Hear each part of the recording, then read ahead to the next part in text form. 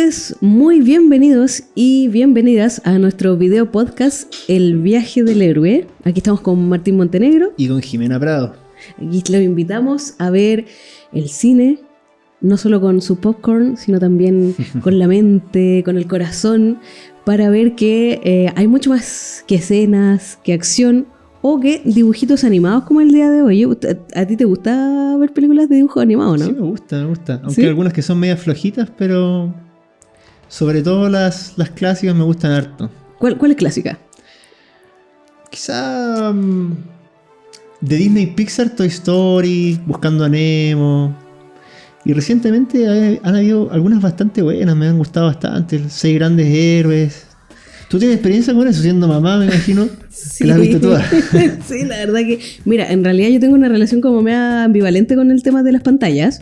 Entonces seleccionamos mucho qué es lo que van a ver. De hecho, mi hija ve muy poca tele.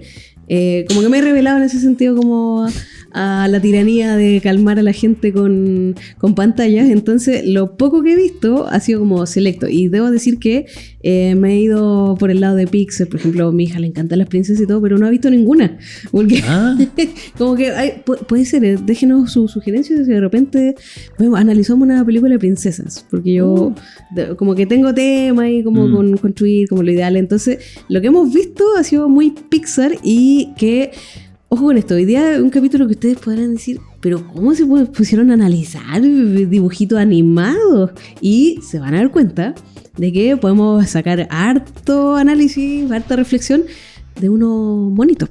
Así que, ¿cuál es lo que nos convoca el día de hoy? Yo creo que sí. Hoy analizaremos Zootopia, o Zootopia, bien, del 2016. Una película donde no solo vemos animación, sino animalitos que hablan. Ningún humano dentro del drama que vamos a ver ahí. Un drama policial bien interesante. Sí, bueno, contar entonces que fue dirigida por 2 personas que, fíjate, que tienen bastante currículo, yo no las había analizado tanto. Por ejemplo, uno dirigió Encanto, Bolt, Pocahontas, Mulan. En cambio el otro, Wreck-It Ralph, que no me acuerdo cómo se... Ralph el Demoledor. Ese, sí. Ralph el Demoledor.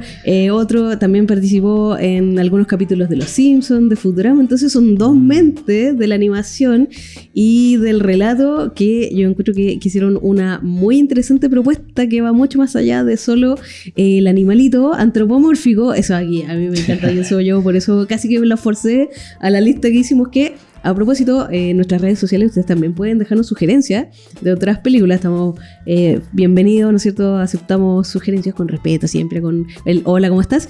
Porque me encantó que nos plantea esta ciudad de Zootopia, o Zootrópolis, que la tradujeron en España, sí. El nombre más raro. Sí. Y ahí ya partimos súper entretenidos, porque en el fondo se comportan como humanos sin serlo. Sí. Y viene ahí, determina el nudo de la historia. Pero tú, que eres muy bueno para resumir, por favor, cuéntanos de qué se trata la película. Bueno, la película se centra en una heroína que es Judy Hopps, una conejita que vive en este universo antropomórfico, como decías tú, lleno de animales, y que tiene un sueño particular, que es ser la primera mujer, la primera conejo policía. Porque es chiquitita. Es chiquitita. Yo igual lo entiendo. Claro. Sí. no le tienen fe. Tiene el sueño de ser la primera conejita policía, ¿no? Y le dicen que estás pensando, que nunca un conejo ha sido policía, que qué sé yo. Pero ella está muy convencida de el ideal que representa esta metrópolis, ¿no es cierto?, dentro de este universo, que es Zootopia. Ella vive en el campo, además. Veo, sí, como en la periferia. Exactamente. Sí, es una familia de granjeros, de conejos granjeros, ¿cierto? Y parece que su destino iba a ser ese mismo, pero ella quiere salir de allí y dejar el hogar, ¿no es cierto? Y llegar a ser esta policía en esta gran ciudad donde, como dice el lema, todos pueden ser lo que quieran. Al menos en teoría parece que es así la cosa. Entonces vemos la preparación de Judy, ¿cierto? Para entrenarse en la academia. Vemos lo difícil que es para ella, por límites principalmente biológicos, es muy pequeña. La vemos compitiendo con un rinoceronte, elefantes, tigres, qué sé yo, donde le sacan ventaja a lejos. Pero en contraste vemos también cómo ella poco a poco, a partir de su inteligencia, de su ingenio también y de su perseverancia, empieza a salir adelante, al punto que sale primera en la academia. Lo cual recuerda mucho la preparación que veíamos o el entrenamiento más bien, que veíamos de la gente Starling en El silencio de los inocentes, con Judy Foster, ¿no es cierto? Preparándose en un ambiente donde uno veía esa escena donde entra en el ascensor y hay puros hombres ahí a su alrededor. Entonces, recuerdo, yo creo que puede tener cierta influencia un poco ahí. Y bueno, la cosa es que llega su momento en Zootopia, la ciudad soñada, la ciudad acerca de la cual, claro, acerca de la cual todos pueden ser lo que queramos, donde estaba Giselle ahí, ¿no es cierto? Esta Shakira versión animal. Sí. Y resulta que poco a poco se va desencantando, se da cuenta de que no es tan utópica como parecía ser esta utopía animal, sino que empieza a reconocer allí que una vez dentro del cuerpo policial va a tener que superar otro tipo de obstáculos. Se desinfla en el fondo su sueño, porque hay un punto clave en la infancia de Judy, que es cuando le gana un bully. Como uno que hacía bullying, decía, como es tan chiquitita. Entonces, de verdad parecía que había cumplido su sueño, pero llega, se convierte, ¿no es cierto?, entra al cuerpo de policía. ¿Qué pasó? Y la dejan repartiendo multas, lo cual es una humillación casi. O los partes que decimos en Chile, la multa de tránsito. Claro, la multa de tránsito. Que salen bien duras por mal estacionamiento, te lo digo por experiencia propia. Bueno, y es interesante que ella, a pesar de esa situación adversa o desanimante, podríamos decir, sale adelante con todo el optimismo. Le piden 100 partes y ella dice, voy a dar 200 al final del día. Es muy voluntariosa. A la mitad del día, sí. A la mitad del día le va a tener 200. Y ahí hace su trabajo espectacular con mucho ánimo. Pero se nota claramente frustrada. Lo podemos ver en esa conversación que tiene con sus padres la primera noche que estuvo ahí. Donde ven que tiene este peto de repartidor de partes, ¿no es cierto? Y los papás se relajan porque en el fondo dice que no es una policía de verdad. Y dicen, bueno, lo cual es muy desolador, sí. Llega el momento en el que conoce, en circunstancias bastante cómicas, a este zorro astuto que es Nick. Y la cosa es que tiene la misión de... Judy tiene la misión de... Bueno, una misión que ella misma logra robarse, en el fondo, para poder hacer algo policial de verdad, para ayudar a mejorar el mundo, que es encontrar al señor Nutriales, quien lleva tiempo perdido, su esposa está preocupada. Una nutria, claro, dicho sea de paso. Y lo interesante es cómo, al ir investigando y profundizando más, porque es un drama policial, eso es interesante, al ir investigando y profundizando más, se da cuenta de que la desaparición del señor Nutriales está vinculada a la desaparición de otros animales que estaban perdidos hace ya un tiempo atrás. Entonces se descubre finalmente que todo esto es una especie de conspiración. Varios animales estaban volviendo a su estado primitivo. Ahí hagamos una pausa. Porque Zootopia, entonces, como el nombre le dice, es una utopía en donde, y esto es un tema clave, los depredadores conviven pacíficamente con sus presas. Con las presas, sí. Entonces era como el orgullo de Zootopia, en el cual tú puedes hacer lo que quieras hacer, porque en el fondo nadie te va a comer, ni tú vas a atacar a otro, ni ser atacado. Entonces se produce este quiebre en el equilibrio vital de Zootopia, y que también amenaza el trabajo del alcalde, que ahí vamos a meternos, porque de nuevo, trama que nos va a pasar bastante comúnmente, hay corrupción, hay todo un tema, ¿no es cierto? Ahí, y se rompe este como contrato social que nosotros podíamos decirlo en terminología politológica, en que los depredadores se están volviendo a su estado natural. Exactamente. Sí, de hecho, todos los animales que son ahora salvajes por una razón que tratan de descubrir, son animales que eran depredadores, lo cual vuelve a sembrar desconfianza en esa sociedad, mirando ahora con cierto recelo a todos los pares que son depredadores. Bien, vemos que hasta el alcalde es depuesto por lo que representaba y también por haber estado vinculado al parecer con encubrimiento de información y todo eso. Es que eso es muy entretenido porque el alcalde es un león. Lionheart, y la vicealcaldesa es un cordero. Sí. Entonces como cordero y león ahí en armonía, pero todos empiezan y se rompe esta armonía, ¿no es cierto? Todos se miran con sospecha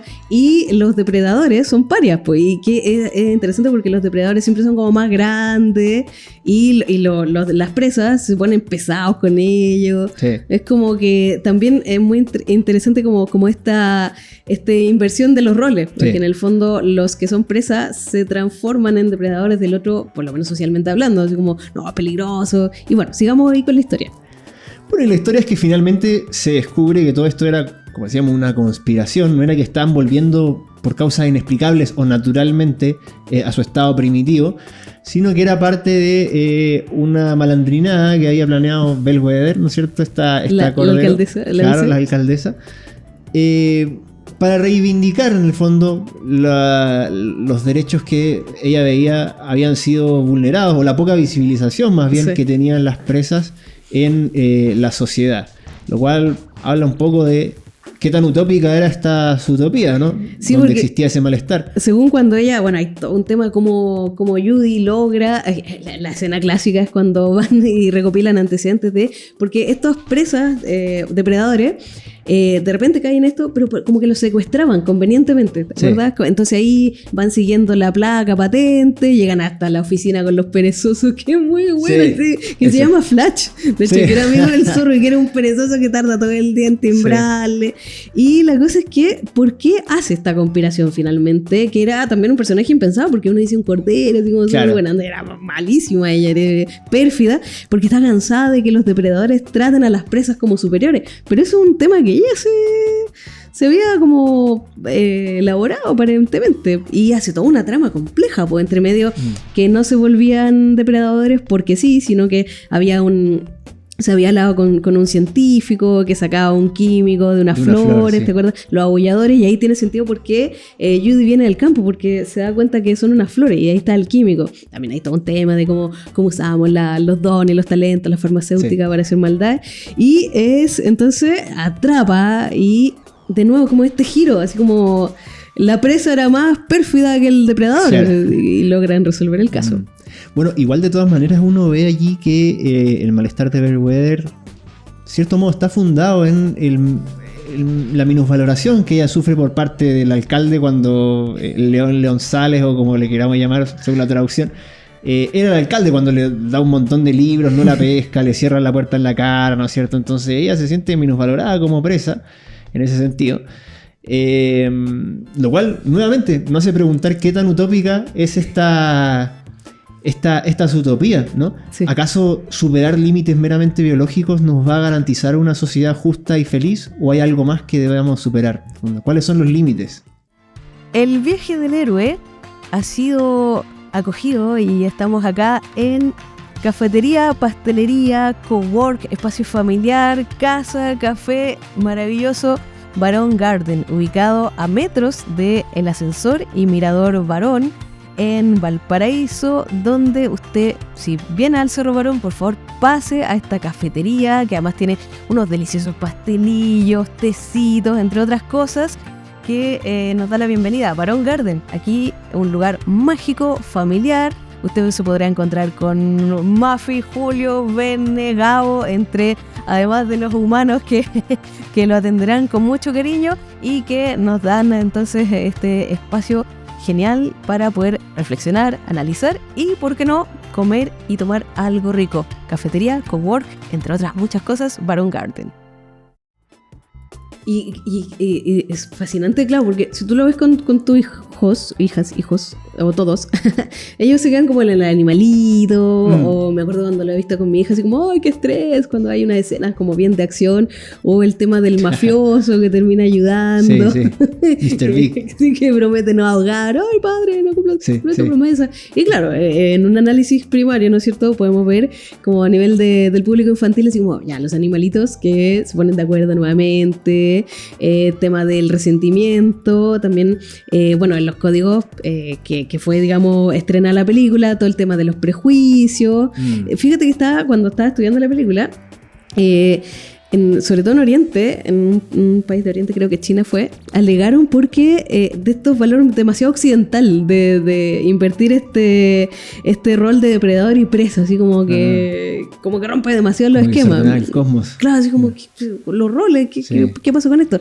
Pero más allá de eso, a mí me llamó mucho la atención lo más evidente, que es como el tema del prejuicio, y también lo frágiles que pueden llegar a ser los acuerdos en una sociedad, que no todo es tan perfectirijillo como parece, pero usted que es el más profundo, llévanos aún más en este análisis. No, quiero conversar contigo también sobre esto.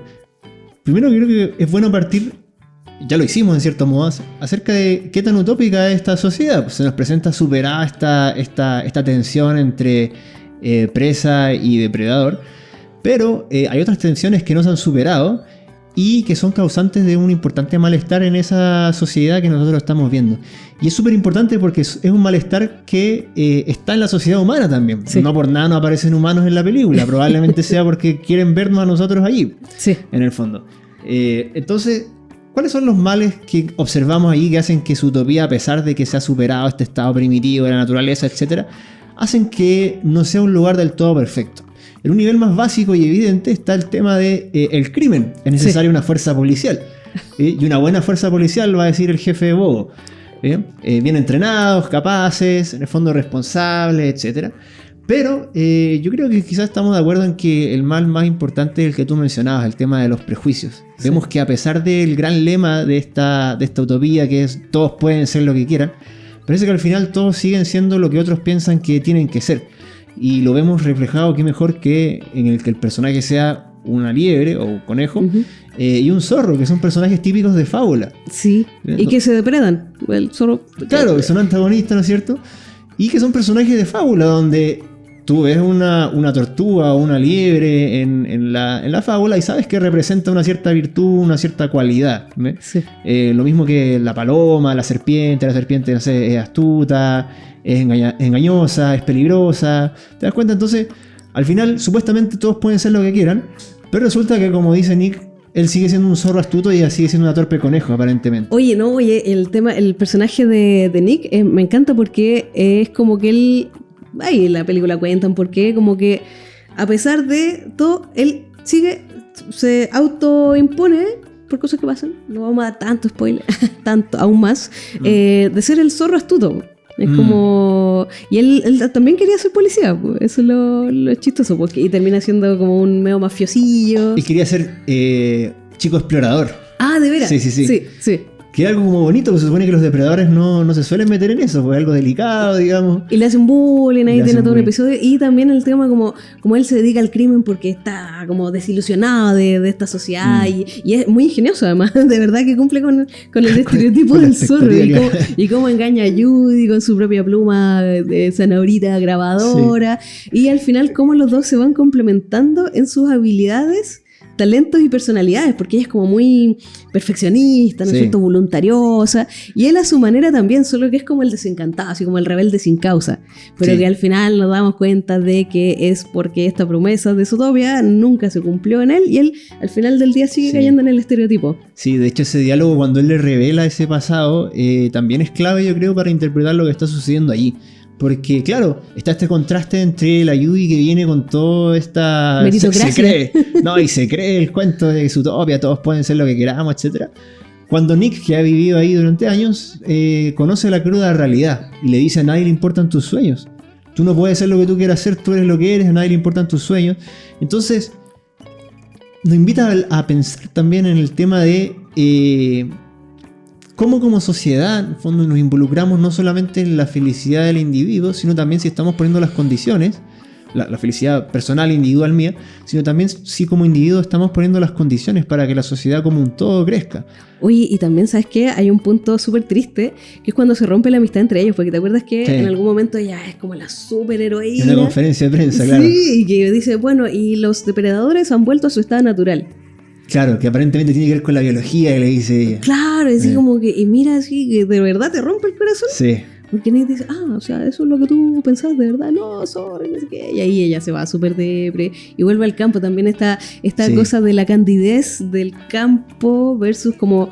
si usted no escucha en Santiago, por ejemplo, a mí me pasa que como que de alguna manera la gente se altera porque la ciudad es más competitiva y ella creía que tenía esa como rudeza para superarlo, pero al final cae en lo de todos los demás, como en el mainstream, así como en el discurso oficial, cuando ella era la primera en ser la gran heroína de haber superado el rol que se esperaba, pero finalmente termina reproduciendo el discurso oficial, que es como, bueno, y Nick ahí destrozado, ni Judas se atrevía tanto ahí a romper esa amistad. Buen punto. De hecho, sí, yo creo que el tema de los estereotipos es algo que nos acompaña hasta el día de hoy y que también tiene mucha importancia para el cristianismo en el sentido de cómo lidiaba Jesús con esos estereotipos, cómo él mismo superaba en cierto modo estereotipos del Mesías que se esperaba, pero también cómo él mismo se acercaba a aquellos intocables de su propia sociedad. tenía la fama de comer con pecadores, ¿no es cierto? Entonces vemos ahí entre sus discípulos a un recaudador de impuestos, que era considerado como un traidor del pueblo, en el fondo por estar quizá del lado del imperio romano, oprimiendo a los demás. Tenemos el trato de Jesús con las prostitutas, tenemos mujeres también en general que lo seguían cuando no era habitual que las mujeres estuviesen con un maestro aprendiendo, lo cual nos habla un poco de un Jesús que también, como nosotros creemos, hombre perfecto, es decir, imagen de cómo ha de ser la humanidad, es uno que supera los estereotipos y se pone al servicio de estas personas, en el fondo, para que quizás no vayan a superar sus limitaciones biológicas, Claro. sino algo más importante todavía, sino que es darle un lugar en un mundo redimido. Y también, ¿sabes lo que a mí me pasa? Y quizás ya estoy sobreinterpretando la cosa, pero el tema de que sea un cordero, una ovejita el personaje malvado. Es como que también apunta como al corazón. Sí. En el fondo tú puedes ver, parecer súper impecable, súper santo, o muy rudo, muy peligroso, que era muy pesado el alcalde. Sí. ¿Cómo le tradujeron? Leonzales. Leonzales. Leodoro Leonzales. Y en el fondo, ser un sepulcro blanqueado. Claro. Porque el cordero, que es como pacífico, y era pero una mente maestra. Entonces, el tema de el prejuicio y el estereotipo y la discriminación asociada a eso va más allá incluso del que aparenta tener resuelto o como que ser este baluarte de la moralidad y de la civilidad, sino que va mucho más profundo también de los resentimientos que tú guardas y cómo proyectas eso. Entonces también, y la figura del cordero y el león, que era una tregua súper falsa, que también me lleva como a pensar en el Apocalipsis, ¿no es cierto? Cuando habla del cielo nuevo y la tierra nueva, que sí van a convivir de verdad, po, no esperando uno como hacerle la zancadilla al otro. Ah, sí, la visión de Isaías 11 de una paz perpetua donde, ¿no es cierto?, el niño se mete en la guarida de la víbora y juega con ella, el cordero, el león conviven, el hijo del toro, la vaquita, todos están juntos, sí. Y lo cual, como tú mencionas, nos habla de que hay ciertos límites más importantes que el límite físico que ellos puedan vivir, que hay que superar. Que hay otro tipo de depredación.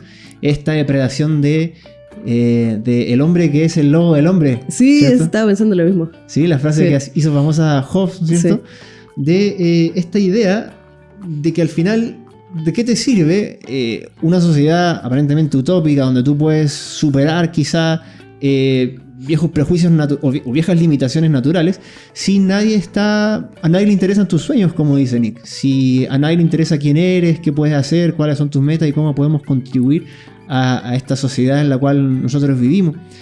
En ese sentido, la película hacia el final, creo yo, hace una apuesta por iniciar el cambio por nosotros mismos, como menciona Judy en el discurso final.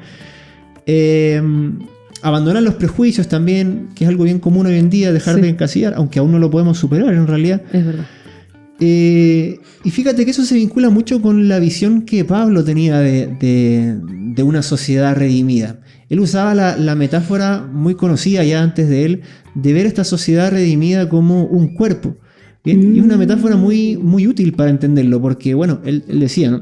El cuerpo tiene muchos miembros, pero todos son esenciales para existir, para que el cuerpo se desempeñe correctamente. Él decía, siguiendo con la metáfora, ¿no es cierto? Decía, ¿acaso la mano si siente envidia por el ojo? Que si yo va a decir, pucha, porque como yo no soy ojo, no soy parte del cuerpo. No, la mano también tiene una labor esencial que cumplir, que el ojo no puede, y viceversa. ¿Me entiendes? Lo usa por una parte para hablar de eso, de cómo todos somos esenciales, pero también le sirve la metáfora para hablar acerca de cómo estamos conectados. Cómo el que esto funcione depende de que todos funcionemos como cuerpo, no estamos desconectados, somos parte de la misma cosa. Pablo, en esta visión de la sociedad redimida, va a hablar de que al estar en Jesús, unidos por el mismo espíritu, formamos parte de un mismo cuerpo que se va a reflejar justamente en una sociedad que hoy día, podríamos decirlo en términos contemporáneos, es una sociedad que se caracteriza por la solidaridad. Y él lo usa hablando en esta imagen de que cuando un miembro se duele, todos los demás miembros se duelen con él. O sea, a ti te puedes guinzar un dedo y tú puedes estar muy bien de todo lo demás del cuerpo, pero ese dedo te produce mucho malestar. Claro. ¿Cachai? Y tú lo proteges, tratas de no golpearlo, lo que hacías con el dedo de tal mano, lo haces con la de la otra y ahí te lo arreglas. Pero es interesante cómo cuando uno sufre algún dolor en alguna parte del cuerpo, toda la atención del cuerpo se volca hacia allí. No decimos, ya, está esto, me rompí la pierna, pero estoy viendo otras partes, así que sigamos dándole adelante. Claro, por ejemplo, que en el fondo también todos tenemos un rol. Aunque sea porque el perezoso con todo lo lento que fue, pero fue un personaje clave, claro, en el fondo para llegar y desamarrar todo el caso. Entonces, también es interesante porque sabemos que ya Zootopia era una muy frágil acuerdo que podía ser desestabilizado, pero en la visión teológica cristiana vemos que no es una utopía, que algo que sí va a suceder y que también no depende de nuestras fuerzas necesariamente, porque precisamente la carta que tú comentabas habla también bastante del Espíritu Santo y atiende un problema grave que tenían ahí los corintios de prejuicios, discriminación. Exactamente, sí, harta desigualdad dentro de esa pequeña sociedad donde vemos que los ricos no tenían mucha diferencia hacia los pobres, que eran una mayoría. Los depredaban, precisamente. Exactamente, buena conexión, ¿sí? Y justamente nos invita Pablo a invertir esa lógica, a darnos cuenta de que esos deseos de grandeza, de imponerse, solamente llevan a la destrucción. El cambio hacia una sociedad pacífica, transformadora, solidaria, donde uno realmente puede hacer aquello que Dios te ha llamado a hacer, pasa por un cambio más profundo, que es un cambio del corazón, algo que solo Dios pueda provocar en nosotros. No es lo que tú necesariamente quieres hacer, también el tema de la vocación. Porque Nick en el fondo tenía como esta vocación de ayudar al prójimo, pero termina cayendo en el zorro astuto. Sí. Y Judy era menos poderosa de lo que creía, a pesar de su empeño, pues, es que eso es como muy de película norteamericana, si tú puedes lograrlo, y se le pincha el American Dream, pues el sueño americano no es tan así, pues necesita a su antagonista, al lobo, ¿no es cierto? Ahí como para lograr su sueño, no es individual, solamente él ejerce la vocación, sino también de manera colectiva. Exactamente, claro, como el cumplimiento de la propia vocación siempre va a tener desde la visión cristiana un impacto positivo en la edificación de la comunidad, en la construcción de una sociedad más justa. No se puede separar lo uno del otro. Entonces, yo creo que la gran invitación aquí es pensar cómo nosotros estamos considerando nuestra propia vocación, cómo ésta se conecta con los demás y también qué tanto nos involucramos o qué tanto vemos conectada la realización de mi propia felicidad con la de los demás. Vemos que en Jesús yo creo una clave para poder validar también la misión del otro sin dejar de validar la mía propia. Esto de que cómo él nos saca de esos estereotipos. Lo vemos en el mismo Pablo que escribió esta carta, pues, cómo él perseguía a la iglesia, etcétera, llegando a matar a muchos de ellos y le contaba a los Gálatas. Y de repente yo me transformé en esto. Dios decidió revelar en mí a su Hijo, dice. Y todos los que me veían decían, el que antes nos perseguía ahora era se ha puesto natural. Claro, te das cuenta. El aparente depredador. Entonces, es interesante qué tan abiertos estamos nosotros a la posibilidad de cambiar ese estereotipo. Estamos abiertos a el amigo, el compañero, el colega, que siempre nos ha jugado chueco, por así decirlo, que siempre lo hemos visto quizás en menos. Estamos abiertos a que Dios pueda escribir una gran historia con él también. ¿Y qué tan dispuestos estamos nosotros a involucrarnos? Qué tremendo, como usted puede ver, Zootopia es mucho más que una película de animalitos. De animalitos, de monitos, pues, que el papá se va a quedar dormido, no voy a decir quién, que pone piloto automático. Y la invitación siempre es entonces a sentarnos, no solo con los ojos, sino también con el corazón, y entonces sacando como las líneas clave de esta película Zootopia, estos animalitos antropomorfos que dicen mucho más de la vida humana de lo que nosotros pensábamos. Nos habla, es mucho más humana de lo que esperábamos estos animalitos. Así que hasta dónde nos llegan los prejuicios, hasta dónde parece que el depredador puede convertirse en presa, y también nuestro estado natural. Ahí ojo con eso, también todos nosotros tenemos un depredador que puede surgir, ya sea buscando tus sueños, tu realización personal, o por cosas que pasan, ¿no? ¿O claro, no, Martín? Como vemos en el caso de Nick. Sí. Bueno, esperamos que acojan esta invitación de ver con otros ojos, quizá, o con mayor profundidad estas películas, a las que uno, como decía Jimé, tiende quizá a hacerle el quite. Y nos vemos en otro episodio. sintonicen, sigan el viaje del héroe. También tenemos nuestros auspiciadores. Pueden visitar la locación aquí que nos ha acogido en estas sesiones. Y de nuevo, déjenos su mensaje, ¿no es cierto? Sugerencias, comentarios, reflexiones. Por supuesto que en 30 minutos nos quedamos cortos para todo lo que podríamos analizar. Y esperamos hacer un aporte para su tiempo de diversión, que también sea de reflexión. Así que los invitamos para las próximas entregas, con más sorpresas, con más reflexiones y viendo cosas que quizás no lo habíamos pensado. A mí me ha pasado. A mí también. Jimmy, un placer. Un gran abrazo a todos los que nos escuchan.